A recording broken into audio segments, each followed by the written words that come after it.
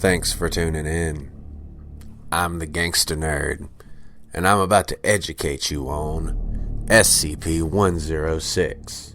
Object Class: Keter.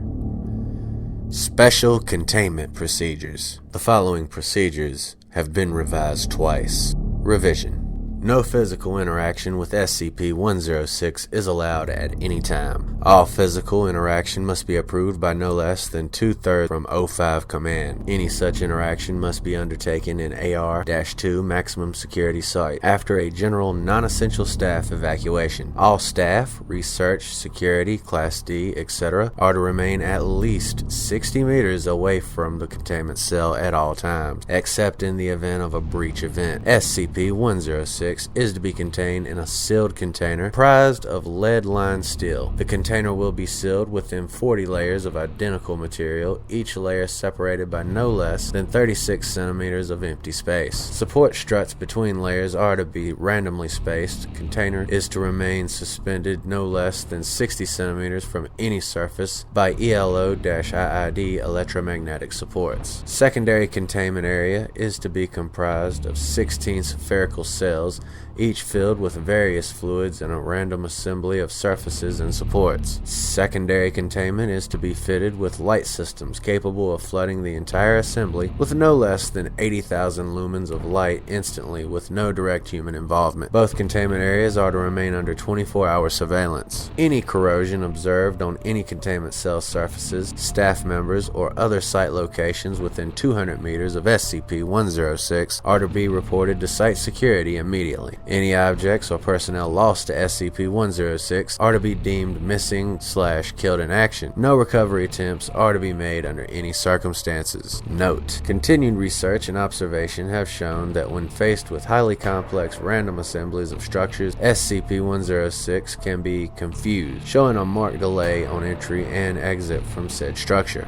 SCP-106 has also shown an aversion to direct sunlight. This is not manifested in any form of physical damage, but a rapid exit into the pocket dimension generated on solid surfaces. These observations, along with those of lead aversion and liquid confusion, have reduced the general escape incidence by 43%. The primary cells have also been effective in recovery incidents requiring recall protocol. Observation is ongoing. Description: SCP-106 appears to be an elderly humanoid with a general appearance of advanced decomposition. The appearance may vary, but the rotting quality is observed in all forms. SCP-106 is not exceptionally agile and will remain motionless for days at a time, waiting for prey. SCP-106 is also capable of scaling any vertical surface and can remain suspended upside down indefinitely. When attacking, SCP-106 will attempt to incapacitate prey by damaging major organs, muscle groups, or tendons, then pull disabled prey into its pocket dimension. SCP-106 appears to prefer human prey items in the 10 to 25 years of age bracket. SCP-106 causes a corrosion effect in all solid matter it touches, engaging a physical breakdown in materials several seconds after contact. This is observed as rusting, rotting, and cracking of materials and the creation of a black mucus-like substance, similar to the material coating of SCP-106. This effect is particularly detrimental to living tissue and is assumed to be a pre-digestion action. Corrosion continues for 6 hours after contact, after which the effect appears to burn out. SCP-106 is capable of passing through solid matter, leaving behind a large patch of its corrosive mucus. SCP-106 is able to vanish inside solid matter, entering what is assumed to be a form of pocket dimension. SCP-106 is then able to exit this dimension from any point connected to the initial entry point. Examples: entering the inner wall of a room and exiting the outer wall, entering a wall and exiting from the ceiling. It is unknown if this is the point of origin for SCP-106 or a simple lair created by SCP-106. Limited observation of this pocket dimension has shown it to be comprised mostly of halls and rooms with entry. This activity can continue for days, with some subjected individuals being released for the express purpose of hunting, recapture, and Addendum: SCP Review Notes. Due to the exceedingly difficult to contain nature of SCP-106, SCP is to be reviewed every 3 months during post-breach incident. Physical restraints are impossible and direct physical damage appears to have no effect on SCP-106. Current SCP, as of date, revolves around basic observation and immediate response. Previous, more proactive special containment procedures have been recalled due to the events of breaches on dates and notes on behavior.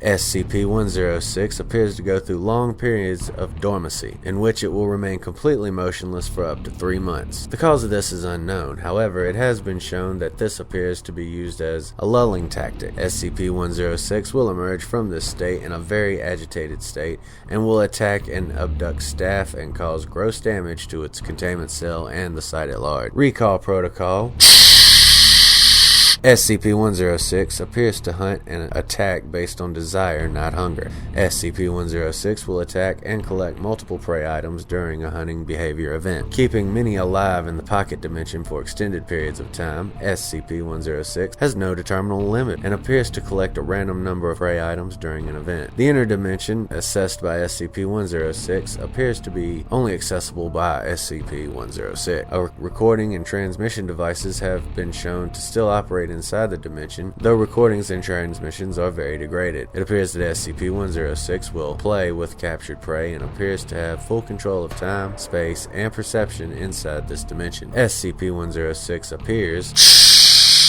Recall Protocol: in the event of a breach event by SCP-106, a human within the 10 to 25 year of age bracket will be prepped for recall, with the comprised containment cell being replaced and restored for use. When the cell is ready, the lure subject will be injured, preferably via the breakage of a long bone, such as the femur, or severing of a major tendon, such as the Achilles tendon. Lure subject will then be placed in the prep cell, and the sound emitted by said subject will be transmitted over the site public system. SCP-106 will typically begin to gravitate toward the lure subject within 10 to 15 minutes after hearing the subject. Should SCP-106 not respond to the initial broadcast, additional physical trauma is to be administered to the lure subject at 20-minute intervals until SCP-106 responds. Multiple lure subjects may be used in the case of major breach events. SCP-106 will typically enter a dormant style state after finishing with the lure subject. In addition, subjects may...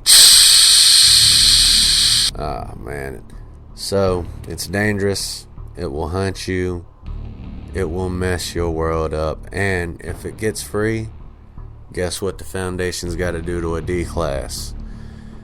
Then that poor dude's gonna die at this thing's hands. It's a cold world. Anyway, I'm Walt, the most gangster nerd on YouTube, and I'll be seeing you soon enough.